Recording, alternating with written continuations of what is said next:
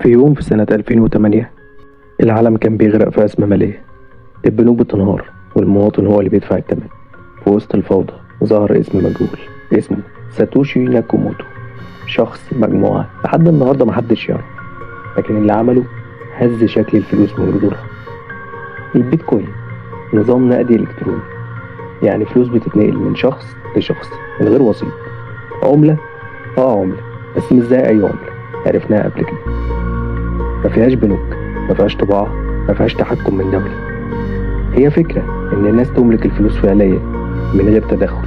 دي الناس حبت البيتكوين وجريت عليه. الناس وقتها فقدت الثقة في النظام المالي. البنوك بتطبع فلوس من غير غطا، الديون بتزيد، الحكومات بتسوق المال على إنه منتج مضمون. بس الواقع القيمة بتاعته بتتبخر كل يوم مع التضخم. البيتكوين جه يقول كفاية، أنا محدود، أنا مش هطبع، أنا تحت سيطرتك أنت. ليه البيتكوين ما بقاش وسيلة دفع رسمية؟ تعال أقول لك ليه. هنا ظهر التناقض الكبير. البيتكوين ما بقاش وسيلة دفع نقدر ندفع بيها بشكل يومي. ليه؟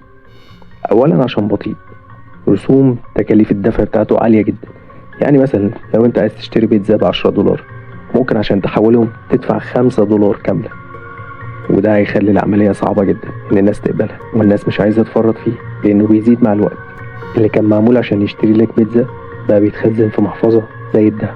الدول دخلت المعركة، الدول خافت والحكومات قلت. البيتكوين خارج عن سيطرتها، مفيش بنك مركزي يتحكم فيه، مفيش ضرايب تتجمع بسهولة، فبدأوا يحاربوه بالقوانين. في نفس الوقت بيستفيدوا منه كأصل مالي، وقرروا إن هم يدرسوا إنهم يطلعوا نسخ رقمية من عملته بس تحت السيطرة الكاملة. البيتكوين بقى منتج مش عملة.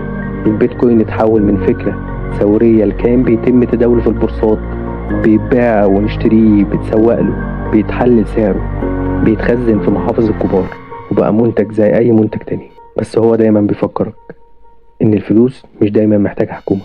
طب إيه هو مصيره الحالي؟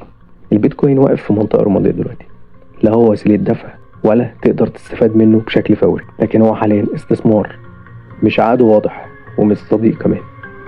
البنوك بتستثمر فيه، الدول بتراقبه،